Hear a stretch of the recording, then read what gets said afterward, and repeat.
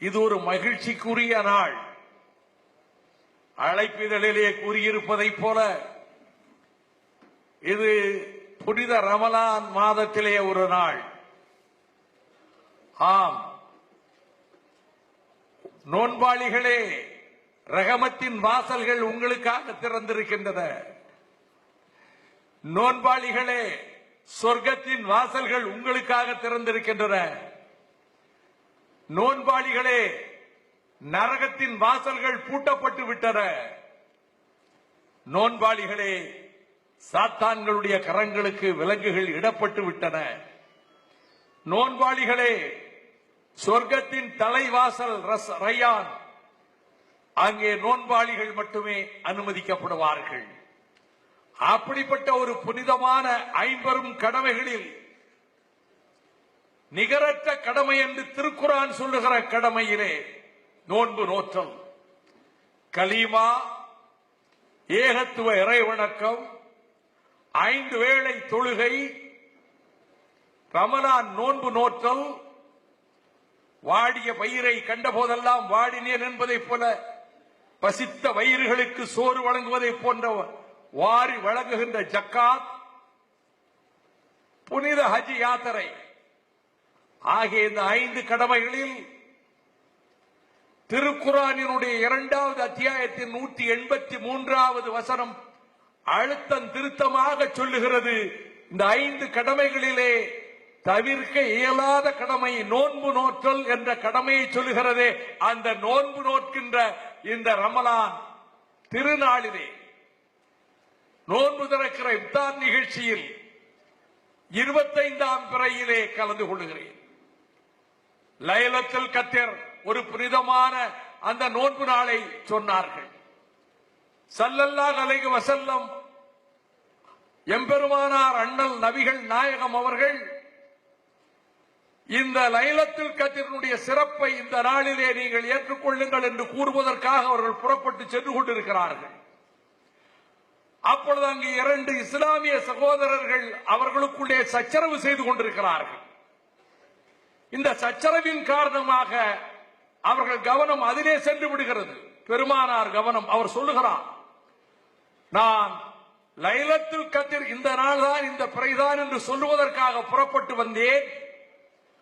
ஆனால் இந்த 2 சகோதரர்களினுடைய சச்சரவு மோதல் காரணமாக அது மறந்துவிட்டது அல்லது மறக்கடிக்கப்பட்டேன். அதுவும் நன்மையே. அந்த 30 இரவுகளில் கடைசி 10 இரவுகள், கடைசி 10 அந்த பிறைகளிலே ஒற்றைப்படை பிறைகளில் ஒன்றை நீங்கள் தேர்ந்தெடுத்துக் கொள்ளுங்கள். அது எதுவாகவும் இருக்கலாம். 21, 23, 25, 27, 29. ஆனால் உலகத்திலே இருக்கக்கூடிய நம்முடைய இஸ்லாமிய பெருமக்கள் அந்த 27வது பிறையை லைலத்துல் கத்ராக அவர்கள் நினைக்கிறார்கள்.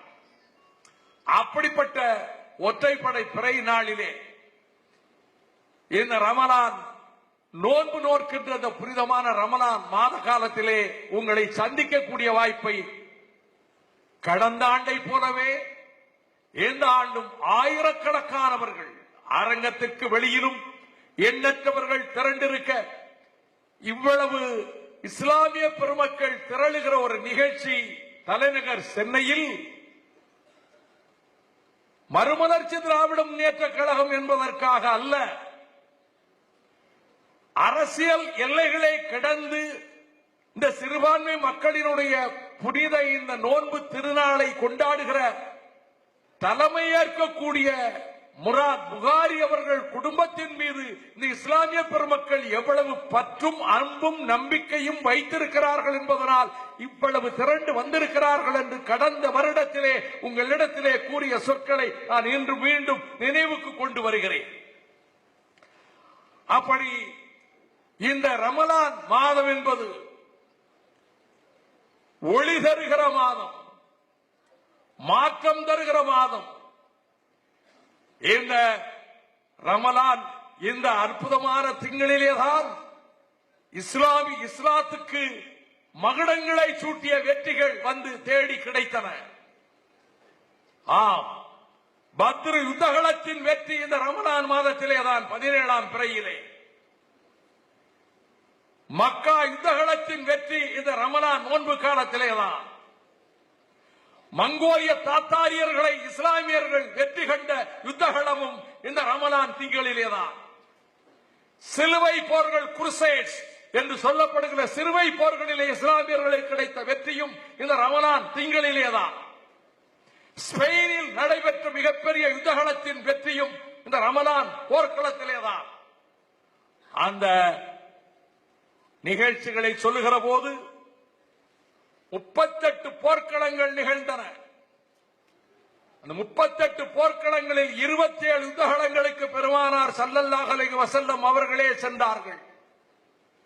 ஆனால் வாளேந்தி போரிட்டு ஆயுதபாணியாக நின்று களத்திலே அவர்கள் மோதியது 9 போர்க்களங்கள். பத்ரு யுத்தகளம், உஹது யுத்தகளம் பெருமானார் நின்றார். அகழி யுத்தகளம், பனு குறைலா யுத்தகளம், குரைஹிஸ் யுத்தகளம், கைபர் யுத்தகளம், ஹுனைன் யுத்தகளம், தாயிப் யுத்தகளம். இந்த 9 யுத்தகளத்திலும் ஆயுதபாணியாகவே அண்ணனார் அவர்கள் நிற்க வேண்டிய நிலைமை ஏற்பட்டது. இஸ்லாத்தை நிலைநாட்டி அதனுடைய அடித்தளத்தை எத்தனை ஆயிரம் ஆண்டுகளாலும் அசைக்க முடியாத ஒரு மார்க்கமாக நிறுவிய போர்க்களம் பத்ரு போர்க்களம். அதிலே எண்ணிக்கை அளவிலே பார்த்தால் 313 அல்லது 316 என்பார்கள். காட்டு குறைசிகள் தாக்கிய காலத்திலே அங்கே இருந்து மக்கமா நகரிலே இருந்து வருகிற பொழுது வந்தவர்கள் முஜாஹிர்கள், மதினாவிலே இருந்தவர்களுக்கு கரம் கொடுத்தவர்கள் அன்சாரிகள். எதிர்த்தரப்பிலே அவர்கள் தரப்பிலே 1300 பேர், 700 ஒட்டகங்கள், 100 குதிரைகள், 600 உருக்கு சட்டைகள். இவர்களுக்கு மொத்தத்தில் நபிகளார் தலைமையிலே அந்த போர்க்களத்திலே அவர்களுக்கு வெறும் 70 ஒட்டகங்கள், 2 குதிரைகள், 4 உருக்கு சட்டைகள். ஆனால் அந்த யுத்தகளத்திலே நடைபெற்ற நிகழ்ச்சியை நான் படிக்கிற பொழுது பெருமானார் கண்ணீர் மல்க கேட்கிறார், இறைவனிடம் கேட்கிறார். நான் இந்த களத்தில் நாங்கள் எண்ணிக்கையில் குறைந்த இந்த படையோடு நிற்கிற போது எங்களை இதிலே பாதுகாத்து கொடுத்தால் அன்றி வணங்குவதற்கும் தூதை இந்த புவனம் முழுவதும் பரப்புவதற்கும் எவரும் இல்லாமல் போய்விடக் கூடாதே என்று கண்ணீர் முல்க கேட்டதாகவும், அதன் காரணமாகவே திருக்குர்ஆனினுடைய 8வது அத்தியாயத்தில் 26வது வசனத்தில் அதை குறிப்பிட்டு சொல்லுகிறது. இந்த போர்க்களத்தை இறைவனே சொல்லுகிறார். மெலிந்தவர்களாக, நலிந்தவர்களாக, பலம் குறைந்தவர்களாக மக்கமா நகரிலே நீங்கள் இருந்தபோது எப்பக்கத்திலும் வந்து எவரும் தாக்கக்கூடும், எந்த துன்பத்தையும் விளைவிக்கக்கூடும் என்று அஞ்சிக் கொண்டிருந்த நேரத்தில் உங்களுக்கு மதீனாவிலே இடம் கொடுத்து உங்களை வலுவுள்ளவர்களாக ஆக்கி உங்களை பாதுகாத்து தந்ததை நினைவூட்டுகிறேன் என்கின்ற அந்த வசனமும் திருக்குர்ஆனிலே வருகிறது. மனித நேயத்தை போதிப்பது இஸ்லாம். பசியை போக்கு. ஆம், விழிகளிலே இருக்கின்ற பார்வை பாவங்களை விட்டு விலகட்டும். செவிகளினுடைய செவிப்புலன் தீங்கான சொற்களை கேட்காமல் விலகட்டும். சொற்களை உதிர்க்கின்ற அந்த நா தவறானவைகளை பேசாமல் இருக்கட்டும். ஆதம் மகனே, நீ கொடு, உனக்கு கூலியாக நான் கொடுக்கிறேன். ஏன்? பசியையும் தாகத்தையும் நீ தாங்கிக் கொண்டு நீ நோன்பிருக்கிறாய். எரித்தல், கரித்தல், தீய எண்ணங்கள் அனைத்தையும் கரித்தல், அதுதான் ரமலான்.